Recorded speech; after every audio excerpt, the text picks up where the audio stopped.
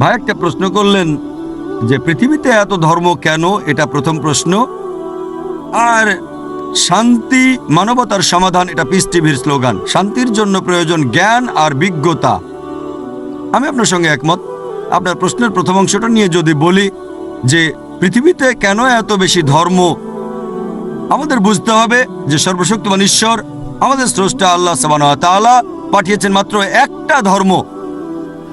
আল্লাহ পবিত্র কোরআনে বলেছেন সূরা আলে ইমরান অধ্যায় নম্বর 3 আয়াত নম্বর 19, ইন্নাদ-দীনা ইনদাল্লাহিল ইসলাম।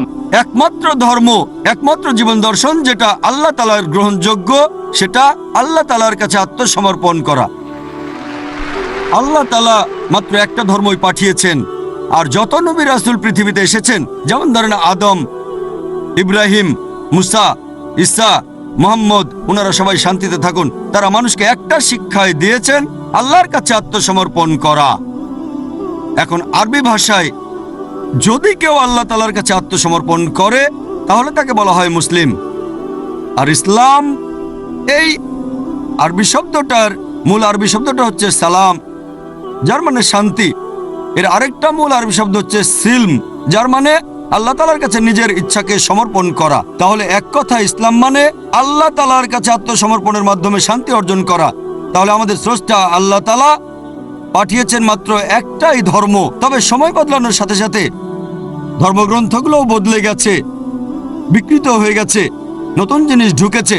আর এই ধর্মগ্রন্থ বদলানোর ব্যাপারে আল্লাহ পবিত্র কোরআনে বলেছেন সূরা বাকারা অধ্যায় নম্বর 2 আয়াত নম্বর 79, ফাওয়াইলুল লিল্লাযিনা ইয়াকতুবুনাল কিতাবা বিআইদিহিম সুম্মা ইয়াকুলুনা হাযা মিন ইনদিল্লাহ লিয়াশতারু বিহি সামানান কালিলা ফাওয়াইলুল লাহুম মিম্মা কাতাবাত আইদিহিম ওয়াইলুল লাহুম মিম্মা ইয়াকসিবুন। দুর্ভোগ তাদের যারা নিজ হাতে কিতাব রচনা করে আর বলে এটা আল্লাহর নিকট হতে। তারা এটা বলে তুচ্ছ মূল্য প্রাপ্তির জন্য। তাদের রচনার জন্য শাস্তি তাদের, যা উপার্জন করে সেজন্য শাস্তি তাদের। আল্লাহ তাআলা পাঠিয়েছেন অনেক আসমানি কিতাব, অনেক ইনস্ট্রাকশন ম্যানুয়াল। সময় বদলানোর সাথে সাথে এই ইনস্ট্রাকশন ম্যানুয়াল, আল্লাহর এই আসমানি কিতাব বদলে গেছে।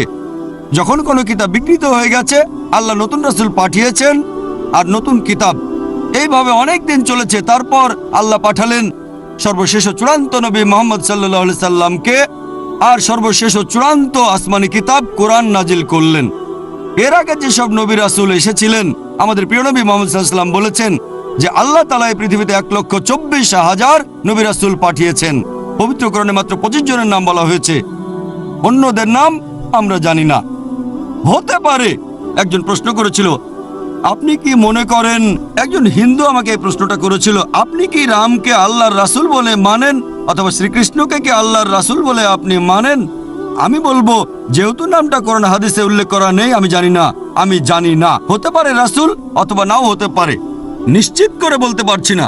তবে এ কথাটা মানতে হবে, যেসব নবী রাসূল এসেছেন নবী মুহাম্মদ সাল্লাল্লাহু আলাইহি ওয়াসাল্লামের আগে, তারা ছিলেন সেই সময় আর সেখানকার মানুষের জন্য। তাহলে রাম যদি আল্লাহ রাসূল হয়েও থাকেন, যদি কৃষ্ণ আল্লাহ রাসূল হয়েও থাকেন, তারা এসেছিলেন সেখানকার মানুষ আর সেই সময়ের জন্য। বর্তমানে পৃথিবীর সব মানুষ, তারা থাকতে পারে ভারতে অথবা আমেরিকায় বা সৌদি আরবে বা কানাডায় বা ইংল্যান্ডে, পৃথিবীর যে কোনো জায়গায় তারা মানবে সর্বশেষ ও চূড়ান্ত নবী মুহাম্মদ সাল্লাল্লাহু আলাইহি সাল্লামকে এবং সর্বশেষ ও চূড়ান্ত আসমানি কিতাব পবিত্র কোরআন।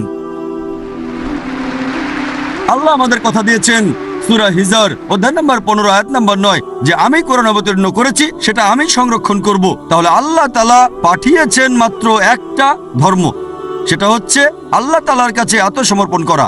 ইসলাম মানে আল্লাহর কাছে আত্মসমর্পণ করার মাধ্যমে শান্তি অর্জন করা। আর আপনি বললেন জ্ঞান এবং বিজ্ঞতা দিয়ে শান্তি অর্জন করা যায়। হ্যাঁ, কার কাছ থেকে জ্ঞান? সবচেয়ে সেরা কে? আল্লাহ তাআলা আমাদের স্রষ্টা। কে সবচেয়ে জ্ঞানী?